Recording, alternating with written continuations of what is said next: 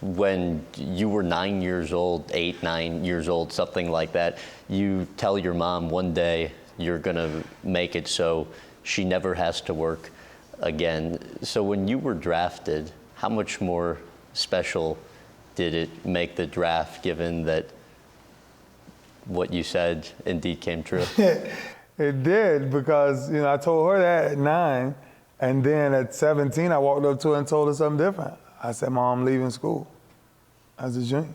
And she was like, "You what?" I said, "Mom, I'm leaving school." And she was like, "You don't got your degree?"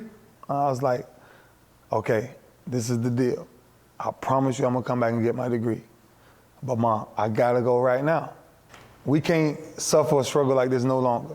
Finances and everything is just hit rock bottom." So on draft day, man, it was, draft day, of course, every time I bring up draft day is always bittersweet for me, you see? Because I achieved the greatest accomplishment I've ever wanted to in my life. But seeing my mom smile that day, knowing that I had told her that at 9 and her interest wasn't in sports, she didn't really understand it then. Mom never really made it to my games. And so for it to come all the way around, that's when I was okay with saying, "Mom, I told you." What was the first purchase you made for her? Yeah, probably a home. How neat was that? Mom had worked her whole life to try to establish just that, and it's very hard to ask for. So when that opportunity came about, just giving her that was worth, saying, "Mommy, thank you for all the things that you sacrificed." For me, from my heart, I knew at that time that was just the beginning on how I wanted to shower her with love. What do you recall from everything that went into your first home purchase? My first one was a 3-bedroom townhouse, beautiful home.